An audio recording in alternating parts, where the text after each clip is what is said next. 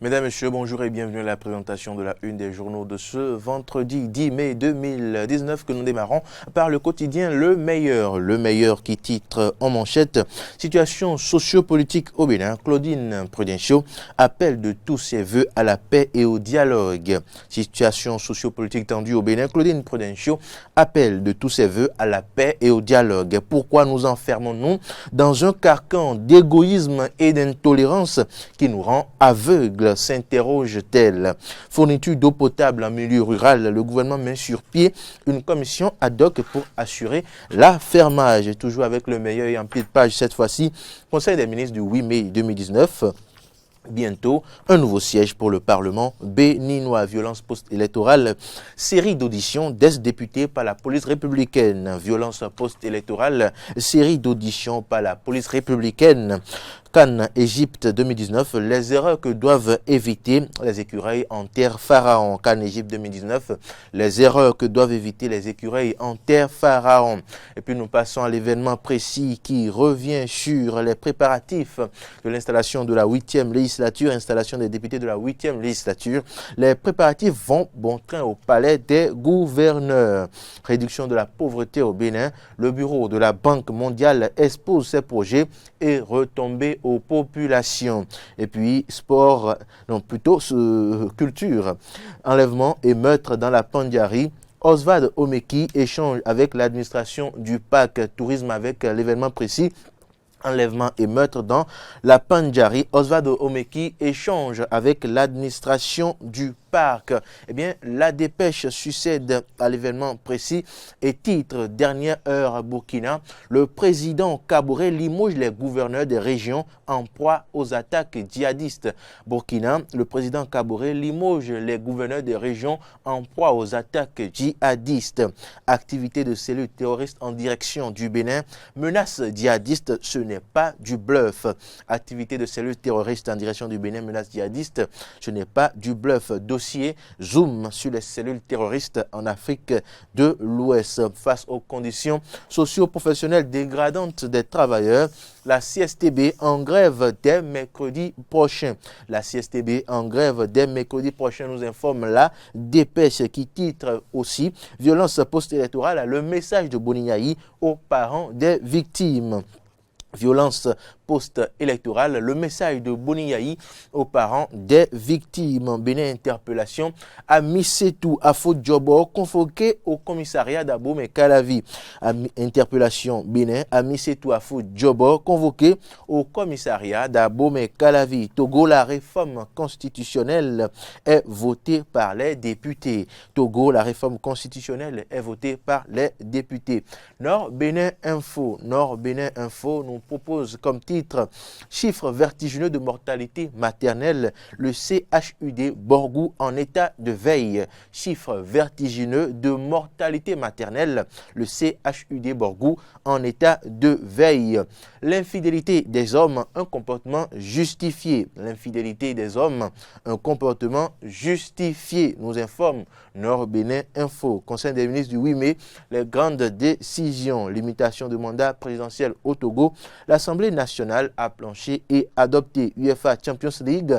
Tottenham rejoint Liverpool en finale. Et puis en pied de page de Nord Bénin Info, le compte pour un développement durable, un canal de transmission du savoir. Le compte pour un développement durable, un canal de transmission du savoir. Et puis nous passons bien évidemment à Bénin Intelligent. Bénin Intelligent qui titre « Tractation pour le perchoir de la 8e législature, les chances du bloc républicain » avec les images d'Abdoulaye Biotchane, de Robert Bihan, et puis Daouga Kassa Barthélémy, et puis Jean-Michel Abimbola, bien évidemment, Janvier Yahweh Déou. Et puis nous passons à Éveil Info qui titre en pied de page « Crise post-électorale au Bénin, les acquis de la conférence nationale déjà aux oubliettes » s'interroge Éveil Info, crise post-électorale au Bénin, les acquis de la conférence nationale déjà aux oubliettes.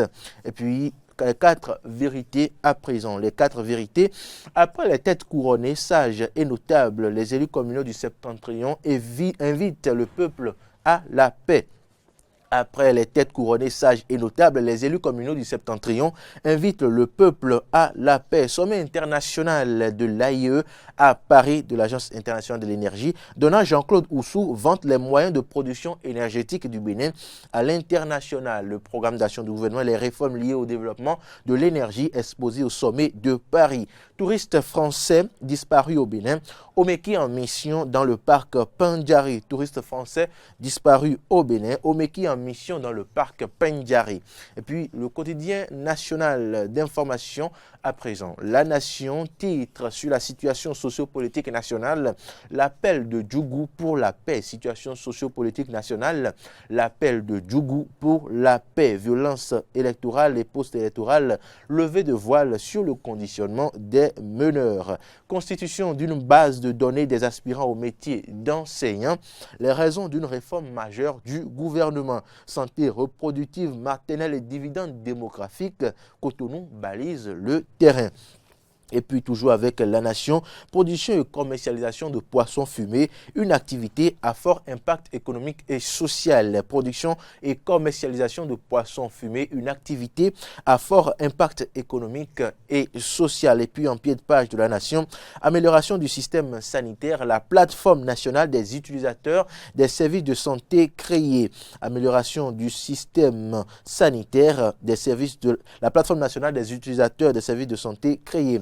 Éditorial de Paul Amoussou, une mutation dangereuse. Éditorial de Paul Amoussou, une mutation dangereuse à lire dans La Nation de ce jour. Émergence Info revient sur la crise post-électorale, situation politique au Bénin. L'UDBN de Prudencio lance un appel au dialogue et à la non-violence. Situation politique au Bénin.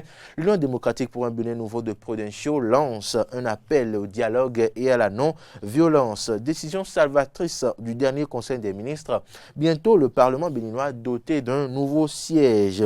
Et puis, Miss Estudiantine Bénin 2019, la plus belle étudiante du Bénin sera connue demain. Miss Estudiantine Bénin 2019, la plus belle étudiante du Bénin sera connue demain. La Miss Campus Togo 2019 et plusieurs artistes confirment leur présence. Matin libre pour poursuivre cette présentation de la une des journaux. Matin libre.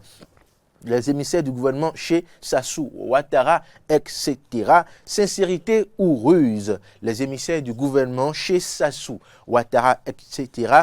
Sincérité ou ruse? Talon est-il prêt à exécuter les recommandations de ses pairs? Une interrogation de Matin libre qui poursuit comme titre commissariat spécial de Dantokpa. Les M circulent à nouveau dans le marché. Commissariat spécial de Dantokpa. Les M circulent à nouveau dans le marché, nous informe Matin libre. Deuxième édition de la nuit du Mali à Paris. Fanico bientôt sur la grande scène de Bercy. Deuxième édition de la nuit du Mali à Paris. Fanico bientôt sur la grande scène de Bercy. Don de l'IOC NHUP Cotonou Djako, Code to Hop soulage les patients. Journée porte ouverte à Cotonou. Célébrer le partenariat agissant Banque mondiale État béninois. Journée porte ouverte à Cotonou. Célébrer le partenariat agissant Banque mondiale État béninois. Le béninois libéré succède au quotidien Matin libre. Le Béninois libéré nous informe violence post-électorale et prochaine installation des députés.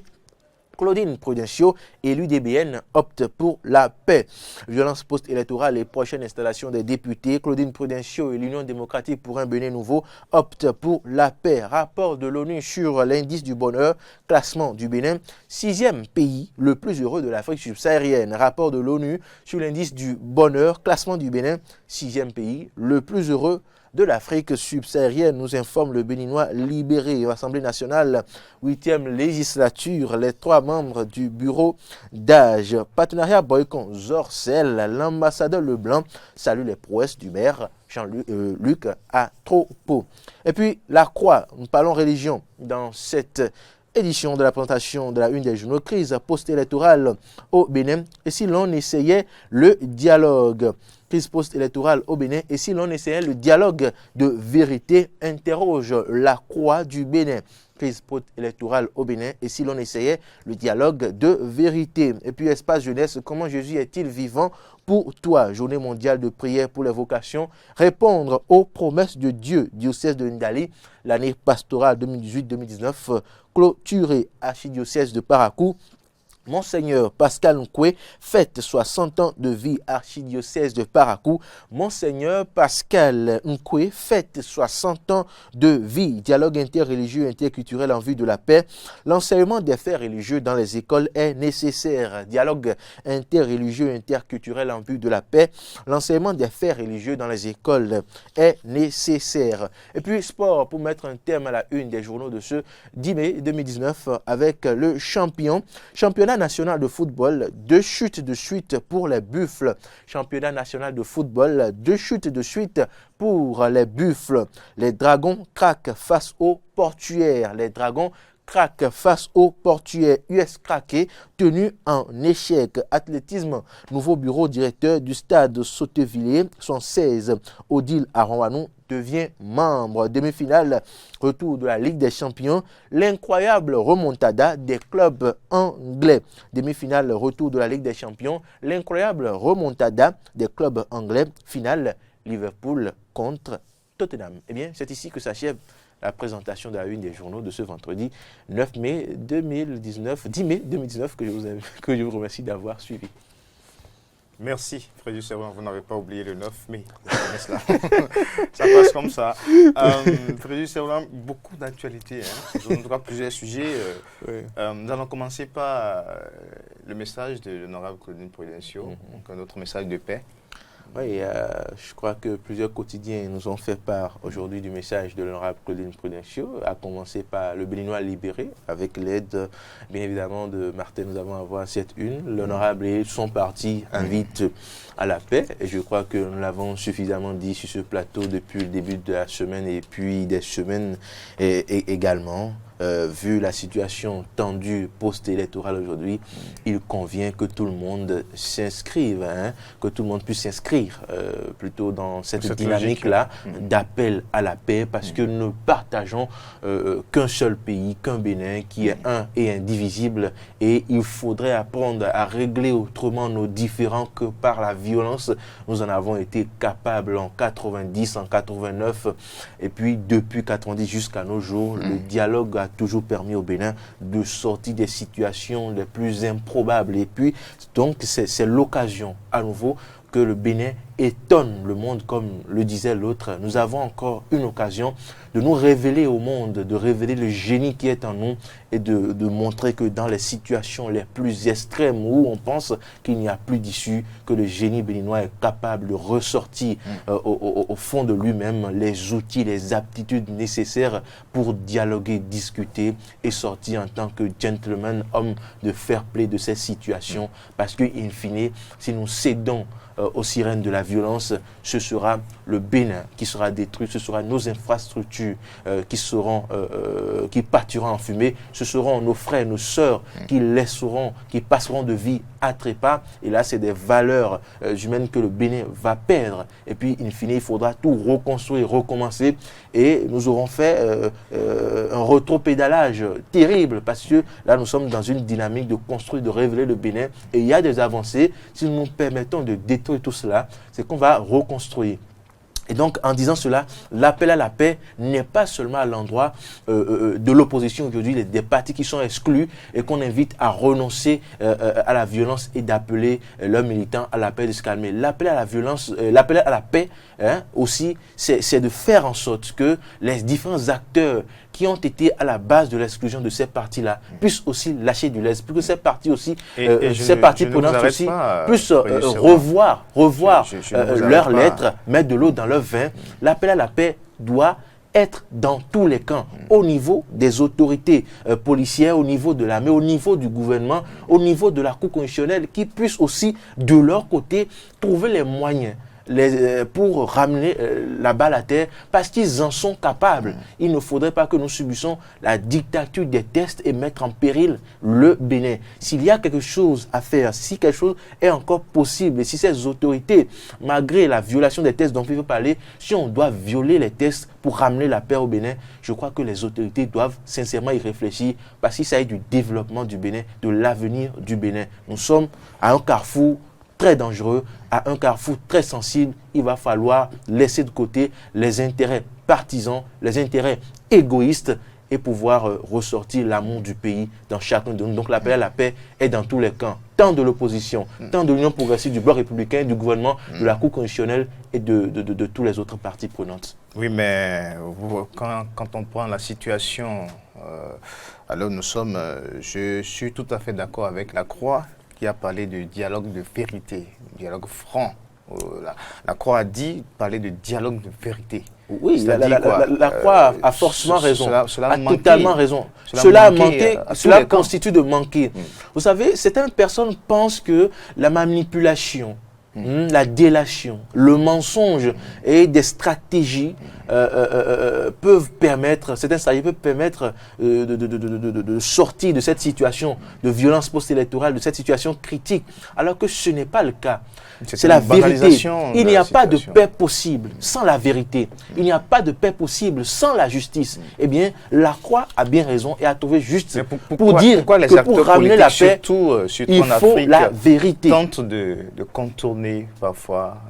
Pourquoi les acteurs politiques, surtout sur le continent africain, on tente de contourner les choses, on tente de faire les choses autrement. Ça, c'est une question pour un champion. C'est une question pour un champion parce que, vous voyez, les acteurs politiques, quand vous prenez...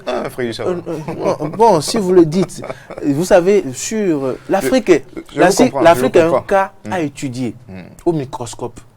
Parce que quand vous voyez ces pays, le Sénégal, quand vous voyez la Côte d'Ivoire, et même le Bénin, ceux qui sont au pouvoir, avant d'être au pouvoir, ils étaient dans l'opposition.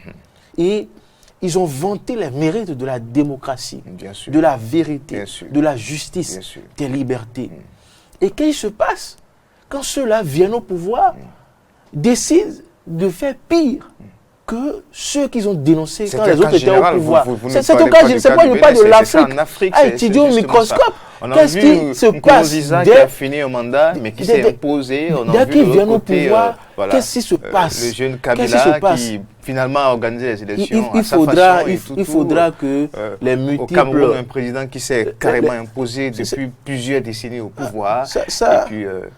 Les multiples universitaires, les multiples thèses qu'on a, je crois qu'ils doivent s'intéresser à ce cas préoccupant de l'Afrique. Sous les tropiques, qu'est-ce qui se passe? Parce qu'on ne peut pas comprendre cela. Ce que nous vivons même aujourd'hui, vous savez, il y a un exercice que les gens nous demandent souvent de faire.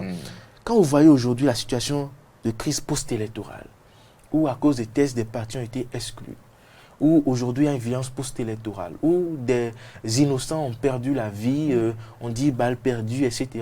Il n'y a même pas de message de condoléances envers ces personnes-là. Cette situation, les gens nous invitent à dire, si c'était en 2015, où Boni Yaya avait organisé les élections législatives, où il y avait cette situation, où les partis étaient exclus, où il y avait violence post-électorale, qu'est-ce que le président de la Cour constitutionnelle d'aujourd'hui, M. Joseph Diogbenou, qui défendait les droits de l'homme sous Boni Yayi, qu'est-ce que Joseph Diogbenou allait dire?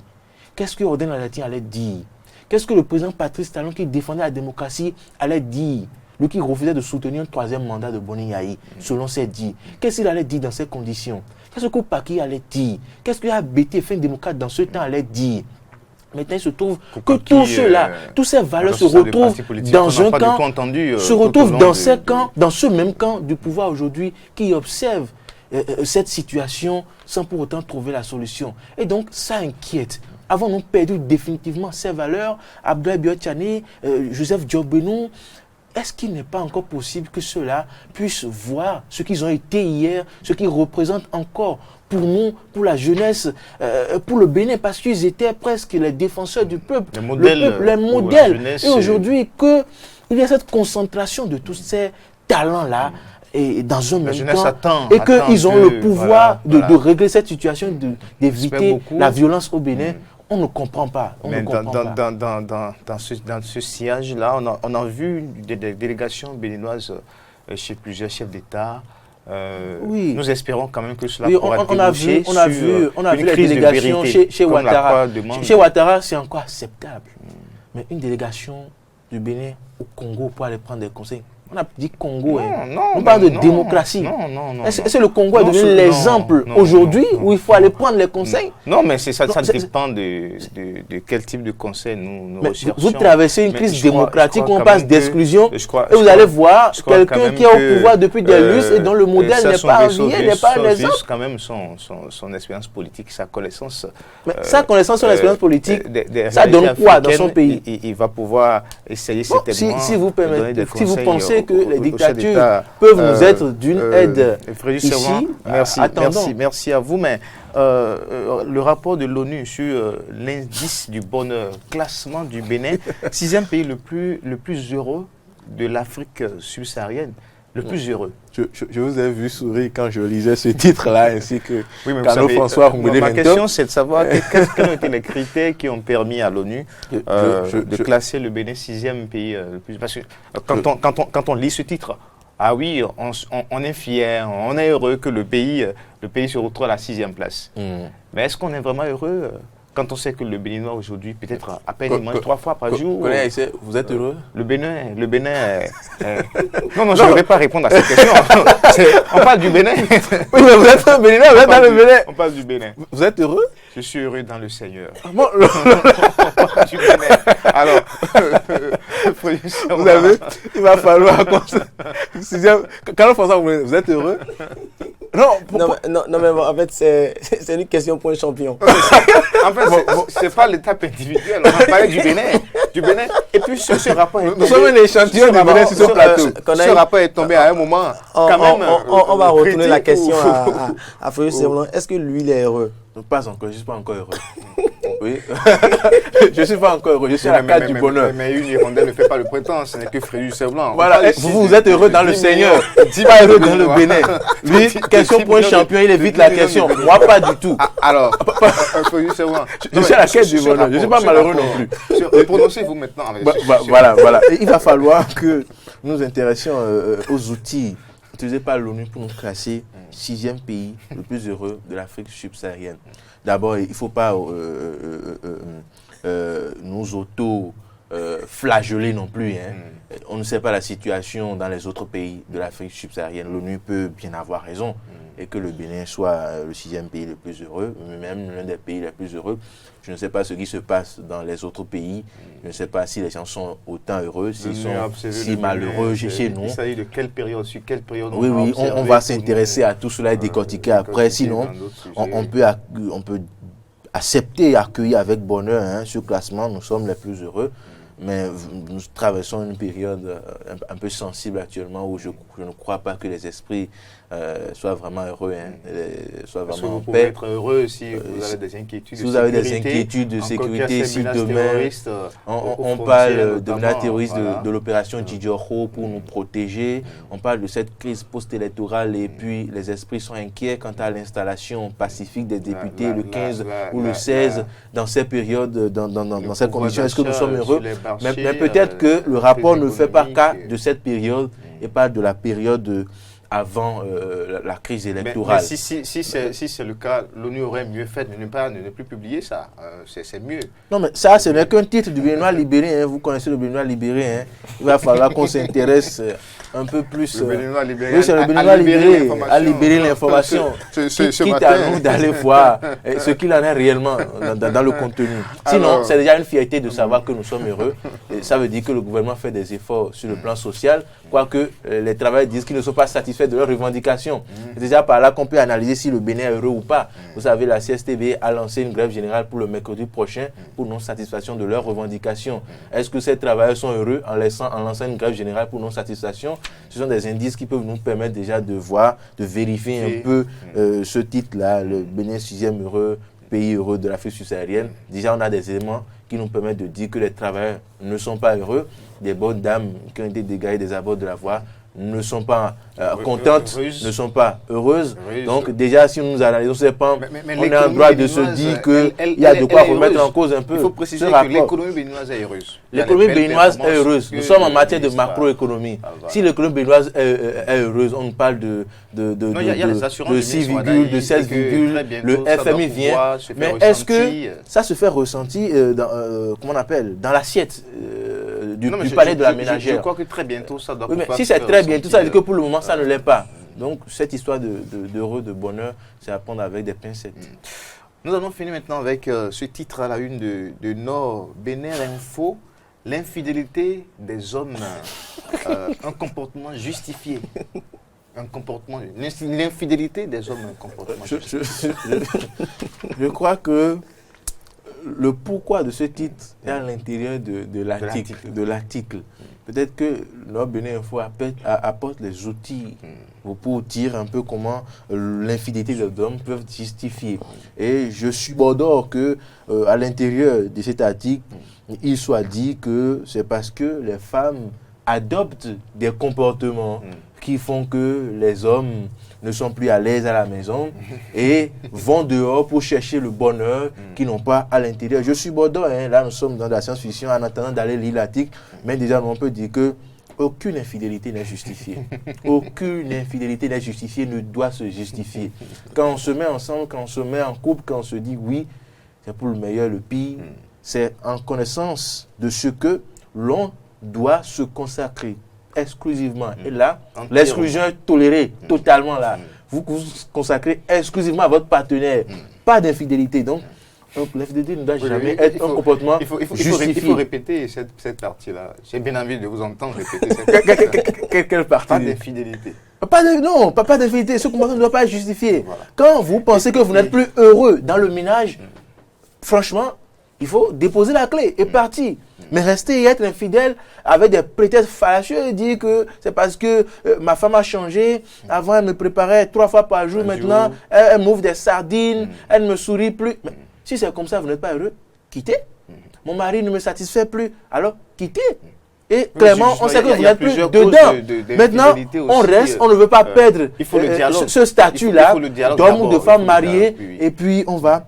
Mais il faut aussi mettre du bémol. Nous sommes au Bénin. Et l'infidélité, il faut savoir de quel infidèle on parle. L'homme polygame n'est pas infidèle. Il a plusieurs femmes. Donc, il doit rester fidèle à ses femmes. Non, l'homme polygame, on sait qu'il a. Voilà, donc ne considérez pas l'homme qui a 2, 3 femmes qui est infidèle. Voilà. Celui qui a 3, 4, 5 femmes, il doit rester fidèle à ses 3, 4, 5 femmes. Maintenant, si au-delà de ça, de ces 5 femmes reconnues par la société, il a d'autres. Vous comprenez de quoi je parle? Et on appelle ça les bureaux, je ne sais pas. Voilà, il y a d'autres bureaux. Pour pas être des maîtresses. Voilà, donc s'il y a d'autres chats à fouetter en dehors de ces 5-là, là, ça devient une infidélité. Et la société, notre société a tendance à accepter l'infidélité de l'homme. Mais par contre, quand c'est la femme qui a ce comportement... Oui, la société, avant que Kano ne rebondisse dessus, la société accepte l'infidélité de l'homme parce que la société a accepté la polygamie. Est-ce que ce n'est pas une injustice faite aux femmes quand on accepte l'infidélité Non, vous savez aujourd'hui, il y a certaines personnes qui dénoncent l'infidélité. Elles font les féministes, elles font les activistes, elles dénoncent la polygamie plutôt. C'est intolérable. Vous voyez ces mêmes personnes, ces féministes activistes, défendre l'homosexualité, les gays, les lesbiennes, les transsexuels, les transgenres de la société occidentale. Ces personnes viennent combattre les réalités de leur pays, la polygamie qui est une réalité de leur pays. Attendez, ils viennent combattre la réalité de leur pays qui est la polygamie, mais acceptent ces réalités des autres pays, l'homosexualité, etc. Mais c'est aberrant, c'est une aberration. Les autres ont leur réalité que vous êtes en train de défendre. Ils disent les gays, bi, lesbiennes, on doit les défendre, c'est leur droit, c'est leur spécificité, c'est une minorité et qu'on doit les défendre. Quel droit demande? Alors ils doivent reconnaître aussi que les polygames aussi, c'est une spécificité de notre société, c'est une minorité, c'est une réalité qu'on doit protéger et défendre. Et donc, c'est ça, hein, c'est une réalité. La société accepte l'infidélité de l'homme. Non, mais en fait, je voulais aller dans le même sens que Frédéric Servan. Quand le quotidien titre l'infidélité, un comportement justifié, je pense que ça part de ce que nos parents faisaient. parce qu'entre-temps, il était beaucoup plus permis à l'homme d'avoir 5 à 6 femmes. C'est vrai que nous, avec notre génération, on a essayé... La polygamie, c'est autre chose. L'infidélité, c'est carrément autre chose. Oui, justement. Et Frédéric Servan l'a si bien dit. Les relations au sein de celui qui est polygame, on ne peut pas le traiter d'infidèle, je ne crois pas. Mais maintenant, l'infidélité se justifie comment aussi, Carnot? Comment fait-on pour aller à la polygamie? On passe par l'infidélité. Oui, forcément. Vous prenez une deuxième femme. Vous avez une première femme. Parce qu'il y a Et vous voulez prendre une deuxième femme. Non, je crois que vous n'avez pas besoin de passer d'une infidélité forcément. Puisque lorsque vous êtes avec une femme et que vous ne pouvez pas épouser trois femmes ensemble, vous décidez de prendre une seconde femme et que vous faites les démarches nécessaires, la famille est au courant, la femme est au courant. Oui. Je crois que vous Mais faites les choses parce que avant d'aller aux démarches nécessaires, simplement, il faut cotiser. Avant d'officialiser, d'accord, avant d'aller aux démarches nécessaires, je pense que l'autre est déjà là et qu'entre-temps, c'est pas tout de suite que vous avez trouvé la seconde que vous allez en même temps faire les démarches nécessaires. Non. C'est tout comme si c'est déjà en... Mais vous engagez des démarches. Vous engagez pour parler les négociations. Oui, mais reste que des négociations, vous pas étiez la déjà consommation infidèle. de ce que vous savez. Non, mais dès lors qu'en ce moment, vous allez jusqu'à consommer certaines choses, c'est que vous êtes infidèle. Du moment où vous rentrez dans les négociations, je peux dire... à partir de cet instant que vous êtes déjà infidèle. Je crois à mon humble avis quand même que rien ne peut justifier l'infidélité. Oui, tout à fait. Si ce n'est pas, même si c'est l'homme, même si c'est la femme, que ce soit l'homme et la femme, je pense que l'infidélité si vous avez votre femme et que vous voulez chercher autre femme, c'est mieux carrément de dire à madame, voilà. Bon, je prends une seconde épouse pour t'aider. Je vois que tu es dépassé dans les tâches. C'est ça l'idée. Est-ce que la femme déjà a exprimé le besoin d'avoir une aide? Vous savez, les femmes ne parlent pas beaucoup. Nous devons observer leur souffrance. C'est quoi l'idée de la polygamie? Tu vois, ta femme, elle ne peut pas beaucoup. Elle est occupée. Vous dites à votre femme, ma femme, je vois que tu es occupée. Vous prenez une deuxième femme pour t'aider, pour te soulager. Donc, pour conclure, l'homme doit être fidèle à sa femme ou à ses femmes. S'il a des femmes, il doit être fidèle à ses femmes. S'il a une femme, il doit être fidèle à sa femme. Et rien ne justifie l'infidélité à sa femme ou à ses femmes. Reconnu. Pas la société. Parce que l'État ne Voilà. reconnaît qu'une femme. Mais la société, notre culture, reconnaît le nom que Dieu vous a donné. Tout à fait. Vous pouvez aller à 10. À 10. Ça n'engage que vous si vous allez vous à avez 10. l'énergie nécessaire pour pouvoir, avec cette ceinture gérer. Merci à vous, Carnot François. Merci à vous, Frédéric Servan.